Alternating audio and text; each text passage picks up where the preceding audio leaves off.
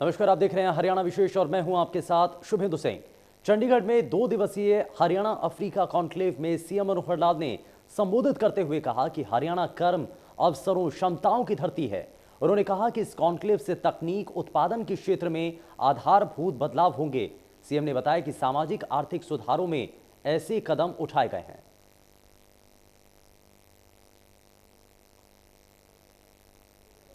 वहीं इस दौरान मुख्यमंत्री ने कहा कि हमें युवाओं को जॉब लेने की बजाय जॉब देने वाला बनाना होगा। सीएम ने कहा कि पंक्ति में खड़े आखिर आदमी का विकास करना हमारा लक्ष्य है।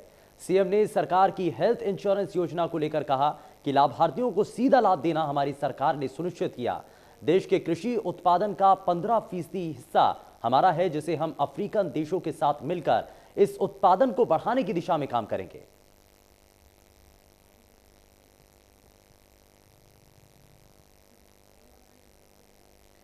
तो 2 दिवसीय Haryana Africa conclave CM Manohar Lal ने इस दौरान इस कॉन्क्लेव में संबोधन किया और जब उन्होंने संबोधन दिया तो उस वक्त हरियाणा कर्म, अवसरों, क्षमताओं की धरती है, इस पर उन्होंने बात रखी और उन्होंने कहा कि कैसे हरियाणा के अंदर चीज़ों में बदलाव आया है, साथ ही साथ कैसे जो कृषि क्षेत्र में बहुत हद तक सुधार हुए हैं और साथ ही युवाओं को तैयार करना होगा, युवाओं को इस ओर ज़्यादा फोकस करना होगा कि औद्योगिक युग में क्योंकि टैलेंट की बहुत हद तक ज़रूरत है और युवाओं को जॉब लेने की बजाय जॉब देने वाला बनाना होगा। ये तैयारी हमें करनी होगी।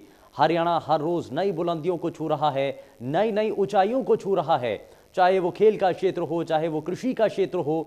हर क्षेत्र में आप हरियाणा अग्रसर है, हरियाणा आगे बढ़ रहा है और युवाओं को तैयार करने के लिए भी प्रदेश की सरकार ने इस पर फोकस किया है। वहीं उप मुख्यमंत्री दुष्यंत चौटाला ने हरियाणा राज्य सामाजिक सुरक्षा बोर्ड की पहली बैठक की अध्यक्षता की और उप मुख्यमंत्री दुष्यंत चौटाला ने बैठक के बाद जानकारी देते हुए कहा कि केंद्र सरकार के श्रम रोजगार मंत्रालय द्वारा ई श्रम पोर्टल विकसित किया गया, जिसमें आधार नंबर के साथ असंगठित मजदूरों का राष्ट्रीय डेटाबेस तैयार किया जाएगा ताकि उन तक सामाजिक सुरक्षा योजनाओं के लाभों का विस्तार किया जा सके। उन्होंने बताया कि इस पोर्टल में खेत मजदूर से लेकर रेडी फड़ी वालों और काम वाली बाई, मंडी में काम करने वाले मजदूर, मनरेगा वर्कर्स, स्वयं सहायता समूह की कार्यकर्ता, आंगनवाड़ी कार्यकर्ता, मिड डे मील वर्कर, आशा वर्कर, रिक्शा चालक, सभी अलग अलग क्षेत्रों में काम करने वाले असंगठित मजदूरों को पंजीकरण करने के लिए प्रोत्साहित किया जाएगा। उप मुख्यमंत्री ने बताया कि ई श्रम पोर्टल पर पंजीकृत मजदूरों को प्रधानमंत्री बीमा सुरक्षा योजना का लाभ भी दिया जाएगा।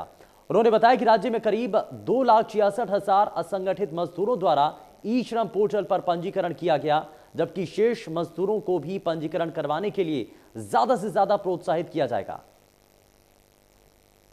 ऑर्गेनाइज्ड वर्कर बोर्ड की पहली बैठक थी, जिसके अंदर तमाम अनऑर्गेनाइज्ड वर्कर को रजिस्ट्रेशन की ओर ले जाने के लिए जो केंद्र और प्रदेश ने मिलकर ई श्रम पोर्टल की शुरुआत करी है, उसको कैसे आगे ले जाया जाए, इस पे चर्चा हुई और ये टारगेट लिया है कि दिसंबर के अंत तक तमाम अनऑर्गेनाइज्ड सेक्टर से जुड़े हुए वर्कर्स को हम रजिस्टर कराने का काम करेंगे, जिसके अंदर एडीसी नोडल अधिकारी होंगे और उनके साथ लेबर डिपार्टमेंट के चाहे डिप्टी डायरेक्टर हो, चाहे डिप्टी लेबर कमिश्नर हो, चाहे एएलसीज हो, एडीज हो, वो फिर मेंबर सेक्रेटरी रहते हुए हर डिस्ट्रिक्ट लेवल पर इस रजिस्ट्रेशन प्रोसेस को मॉनिटर करेंगे। हमारा ये लक्ष्य है कि जो 70 लाख अनऑर्गेनाइज सेक्टर से जुड़े हुए लोग हैं, 70-78 के बीच में हैं हरियाणा प्रदेश में, चाहे वो किसी के घर में काम करने वाली स्वीपर हो या खाना बनाने वाला कुक हो, उन तमाम लोगों को फिर आने वाले भविष्य में बोर्ड के साथ जोड़ा जाएगा, जिससे सरकारी योजनाओं का लाभ डायरेक्टली डीबीटी के माध्यम से उन लोगों को मिल पाए, तुरंत उन लोगों को इसका लाभ मिल पाए। ये भी चर्चा आई, डिमांड आई कि अनऑर्गेनाइज सेक्टर से जुड़े लोगों को आयुष्मान भारत के साथ जोड़ा जाए। इसके ऊपर भी आने वाले भविष्य में मैं स्वयं labour minister government of India से भी चर्चा कर इसको टेकअप करने का काम करेंगे। वहीं खेल राज्य मंत्री संदीप सिंह ने कहा कि पिहोवा नए सरकारी अस्पताल बिल्डिंग में ऑक्सीजन प्लांट का काम लगभग पूरा है। उन्होंने कहा कि ट्रायल के बाद इसका जल्द लोकार्पण किया जाएगा। अरुणाए रोड पर नवनिर्मित अस्पताल भवन का दौरा करके मंत्री ने नई बिल्डिंग के निर्माण कार्य का जायजा लेकर अधिकारियों को काम में तेजी लाने के निर्देश दिए। उन्होंने कहा कि कोविड की संभावित तीसरी लहर को देखते हुए उसे जल्द से जल्द पूरा करने के निर्देश कंपनी को दिए गए हैं।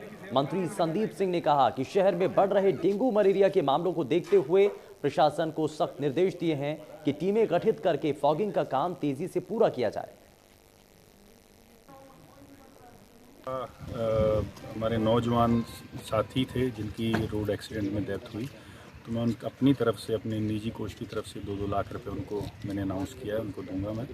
और देखिए, भरपाई तो हम नहीं कर सकते, जो इंसान चला गया तो हम दुआ ही करते हैं कि उनकी जो फैमिली है वो हैप्पीली, खुशी आगे अपना जीवन व्यतीत करे। लेकिन अपनी तरफ से जो भी और भी हो सकेगा वो मैं और मेरा प्रशासन और हमारे जो साथी हैं वो उनकी मदद करेंगे। और स्पीड ब्रेकर, क्योंकि जब से ये सड़क नई बनी है, चौड़ी हुई है, और तब से काफ़ी हैवी लोडेड और हैवी ट्रक्स और साथ ही में जो गाड़ियां हैं वो काफ़ी स्पीड से चलती हैं, उनको स्पीड रोकने के लिए स्पीड ब्रेकर की इन्होंने मांग की है। तो इसके लिए भी मैं इसके ऊपर स्पीड ब्रेकर एंट्री पे और एग्ज़िट दोनों तरफ से, और प्लस स्कूल है एक वहाँ पर, उसके ऊपर भी हम ये लगवाएंगे। प्लांट रेडी है, बिल्कुल एक वॉल लगना है, वो सारा कुछ रेडी है, तो मुझे लगता है कि एक आधे दिन में वो भी लग जाएगा। और बिल्डिंग ऑलमोस्ट रेडी है, इसके अंदर कुछ छोटी छोटी चीज़ें हैं जिसको, क्योंकि मेडिकल एक ऐसी चीज़ है, हॉस्पिटल ऐसी चीज़ है जिसको हम छोटी सी भी चीज़ को इग्नोर नहीं कर सकते। ये बहुत जल्दी कंप्लीट करके पिहोवा के जो मेरे निवासी हैं, जो मेरे साथी हैं, उनको एक माननीय मुख्यमंत्री जी की तरफ से सौगात होगी। कई दिनों से प्रशासन के साथ, एसडीएम के साथ और हमारे म्यूनसिपल सेक्रेटरी के साथ लाइनअप चल रहा है कि फॉगिंग करवा रहे हैं, और ज़्यादा करवा दें क्योंकि डेंगू केस काफ़ी बढ़ गए हैं। और ये मौसम ऐसा चल रहा है जिससे कि काफ़ी फैलने के चांस और बढ़ रहे हैं। तो शाम को, इवनिंग के टाइम जब मच्छर होते हैं और उस समय का फॉगिंग हर एरिया में हो, ये मैंने वहीं जुलाना हल्के में प्रदेश के पूर्व मुख्यमंत्री भूपेंद्र सिंह हुड्डा ने दौरा किया। इस दौरान उन्होंने खेतों में हुए जलभराव को देखा, साथ ही लोगों की समस्याएं सुनी। कहा कि जलभराव से किसानों की धान और कपास की फसल बर्बाद हुई, साथ ही गेहूं की फसल की बुआई पर भी संकट आ चुका है। उन्होंने कहा कि प्रशासन को जल्द बड़ा कदम उठाते हुए किसानों को राहत देनी चाहिए। साथ ही कहा कि किसानों की कोई सुध नहीं ले रहा है। पौड़ी गांव से सारा एरिया देखा, जो इतना पानीग्रस्त हुआ एरिया, जो भारी बारिश हुई और लोग परेशान हैं। जैसे अब मेरे को लगता नहीं, अगर यही स्पीड से चला तो अगले गेहूं की फसल की बिजाई भी नहीं कर सकेंगे। ये तो होगी खराब, लेकिन अगली गेहूं की फसल के भी हुए है, तो सरकार को तुरंत इसका करना चाहिए। ये 27-28 गांव हैं जो पूरे जल में डूबे हुए हैं, उनका निकासी का तुरंत इंतजाम करना चाहिए और तेजी से करना चाहिए, जब कुछ उनको राहत मिले। और गिरदावरी करा के उनको कंपनसेशन, पूरा कंपनसेशन कर देना चाहिए ताकि समय पे काम आ सके। लेकिन जैसे मंडी में गया तो हर उनकी यही आवाज़ थी कि डीएपी की बहुत कमी है, डीएपी नहीं मिल रहा, और बाजरे की और धान का एमएसपी भी नहीं मिल रहा। बाजरे का इन्होंने भावांतर का आधा भी 600 रुपये हम देंगे, उस टाइम बाजार में 1600-1700 बिक रहा था। आज बाजरा 1200 भी नहीं है, 1100 भी नहीं है, और इसका मतलब 2250 एमएसपी है, तो किसान को नहीं मिल रहा है। इसी प्रकार से धान का भी मॉइस्चर के उससे और उसके करके उसको सस्ता बेचना पड़ रहा है, और ये ना लिफ्टिंग हो रही है। तो यहाँ बहुत सारे, पूरे हरियाणा की स्थिति बता रहा हूँ, तो एमएसपी धान में भी नहीं मिल रही, और ये पहली दफा हुआ है। वहीं केंद्रीय मंत्री राव इंद्रजीत सिंह ने सिविल लाइन स्थित पुराने सरकारी अस्पताल का निरीक्षण किया। इस दौरान उन्होंने निर्माण कार्य नहीं होने पर अधिकारियों को फटकार भी लगाई है। दरअसल 1 साल से अस्पताल का काम पेंडिंग पड़ा हुआ है, जिसको लेकर केंद्रीय मंत्री नाराज नजर आए। 400 बेड का सुपर स्पेशलिस्ट हॉस्पिटल होगा, लेकिन नई बिल्डिंग का 10 महीने बाद भी काम शुरू नहीं हुआ है।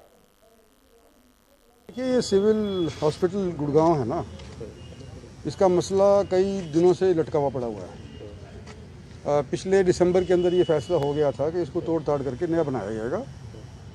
400 बेड का हॉस्पिटल बनाया जाएगा नया, सब सुविधाएं यहाँ पे फर्स्ट क्लास वाली आएंगी। लेकिन अभी बिल्डिंग टूटी नहीं है और 10 महीने गुजर गए। तो आप इंस्पेक्शन करने आए थे कि एक तो बिल्डिंग की हालत देखो, बिल्कुल दरदर है, इसमें कोई घुसता भी है तो डरेगा, वो किसी के सर के ऊपर गिर जाएगा तो मर जाएगा। तो हम अब ये कह रहे हैं कि भाई जल्दी से जल्दी इसका रास्ता ढूंढो। MRI की जो यहाँ सुविधा उपलब्ध है उसको कहीं और जगह शिफ्ट करने का बंदोबस्त करो और इसको डिमोलिश करो। और सब चीज़ साइमल्टेनियसली चलनी चाहिए कि इधर डिमोलिशन हो, उधर शिफ्टिंग होए। अगर परमिशन दिल्ली से आनी, चंडीगढ़ से आनी है सो वो भी, उसकी भी चिट्ठी विट्ठी लिखी जाए और सारा काम जल्दी से जल्दी हो। तो ये चालू हो जाएगा कि नहीं हो जाएगा, 1 महीने के बाद मैं देख रहा हूँ आकर के वापस दोबारा कि जो आज हमने डिसीजन लिए हैं बैठ करके या खड़े होकर के, उसके ऊपर कुछ अमल भी हुआ है। वहीं नए कृषि कानूनों के खिलाफ राजधानी दिल्ली की तमाम सीमाओं पर चल रहे किसानों के प्रदर्शन के बीच बैरिकेडिंग अब हटने लगी है और बॉर्डर खाली कराया जा रहा है। टीकरी बॉर्डर के बाद गाजीपुर बॉर्डर भी खाली करवाया जा रहा है और दिल्ली पुलिस की मौजूदगी में NH-24 से बैरिकेडिंग हटाई जा रही है।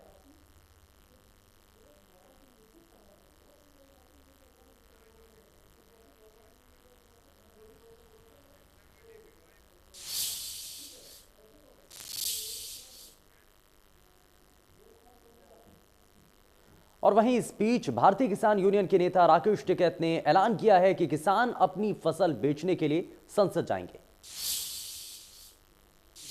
हाँ, हम भी चलेंगे दिल्ली, धान लेकर चलेंगे, अपने पार्लियामेंट पे बेचेंगे जी। ये ठीक हो गया जी, देख रेख में ये ठीक रह जाएगा और हमको रोकेगा भाई, बिक जाएगा। कोर्ट और पार्लियामेंट बराबर ही तो है। हाँ, देख भी लेंगे, वकीलों की देख रेख में जाना चाहते हैं हम, सुप्रीम कोर्ट की देख रेख में।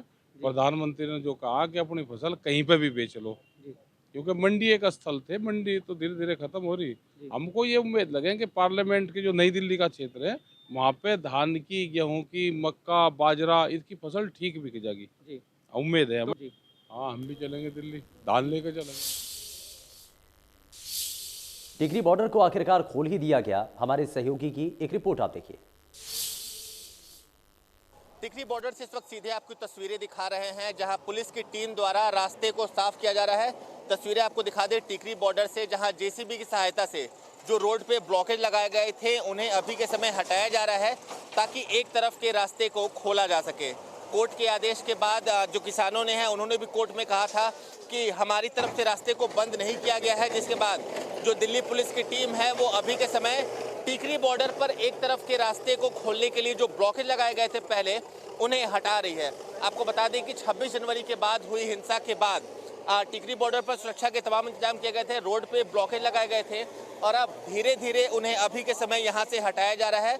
दिखा रहे हैं आपको JCB मशीन की सहायता से जो ब्लॉकेज थे जिन्हें टुकड़ों में तोड़ दिया गया है, अभी के समय उन्हें से हटाया जा रहा है। और दूसरी तरफ की भी आपको हम जो तस्वीर है वो दिखा दे कि ये जो मेन ब्लॉकेज है जिसके बाद किसानों का मन शुरू होता है, उसे भी हटाने की योजना है। इसके लिए पहले किसानों से बात की जाएगी, उनकी संस्तुति ली जाएगी।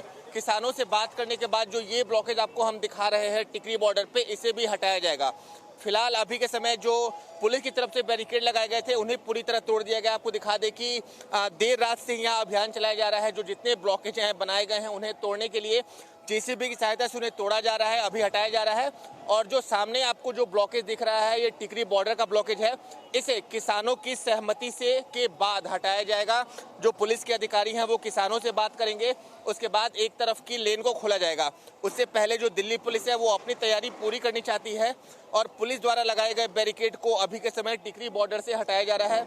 तस्वीरें आपको हम टिकरी बॉर्डर से दिखा रहे हैं कि जो JCB की सहायता से आप देख सकते हैं जो टिकरी बॉर्डर पर अभी के समय जो तमाम ब्लॉकेज थे, बड़े बड़े पत्थरों के बोल्डर थे, उन्हें हटाया जा रहा है और ट्रकों के माध्यम से उन्हें यहाँ से भेजा जा रहा है ताकि जो एक तरफ का रास्ता है वो पूरी तरह खोला जा सके। आप देख सकते हैं जो लेबर हैं, जो मजदूर हैं, वो यहाँ JCB हटा रहे हैं। JCB की सहायता से जो बड़े बड़े बोल्डर हैं, पत्थर हैं, उन्हें ट्रकों में भरा जा रहा है ताकि एक तरफ का रास्ता खोला जा सके। क्योंकि कोर्ट में ये मामला चला गया था, किसानों की तरफ से कोर्ट में ये दलील दी गई थी कि जो रास्ता है वो पुलिस ने बंद किया है, किसानों ने ही किया है, जिसके बाद जो पुलिस है वो अभी के समय टिकरी बॉर्डर पर रास्ते को क्लियर कर रही है और किसानों की सहमति मिलने के बाद जो दूसरी तरफ का जो ब्लॉकेज है उसे भी खोलने की योजना पुलिस बना रही है। वीडियो जर्नलिस्ट अंकित के साथ नवीन निशांत, इंडिया न्यूज, दिल्ली।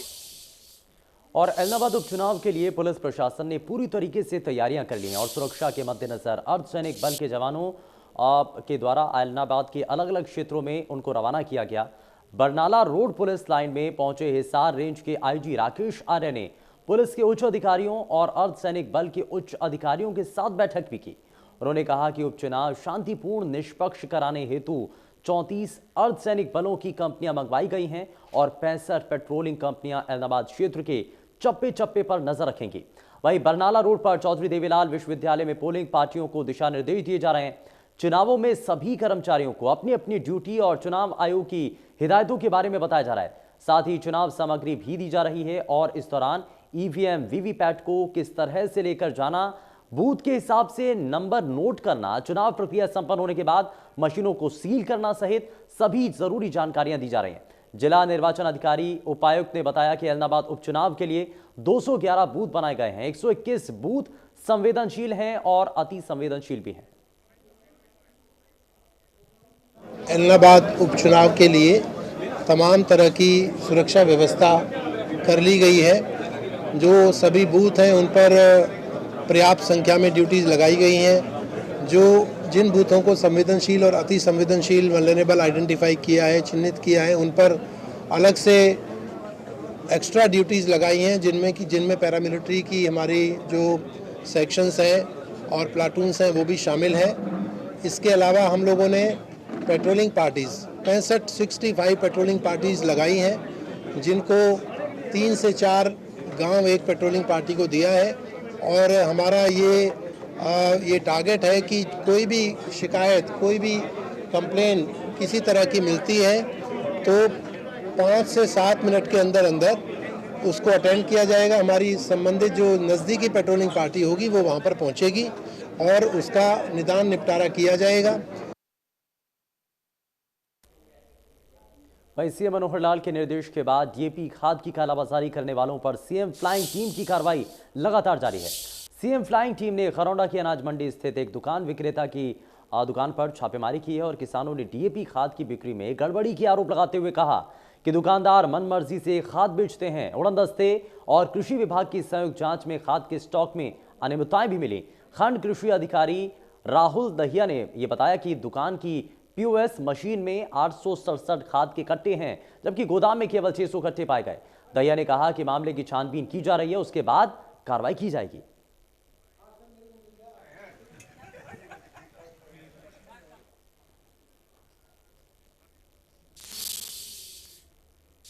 हरियाणा विशेष में फिलहाल के लिए बस उतना ही। नमस्कार।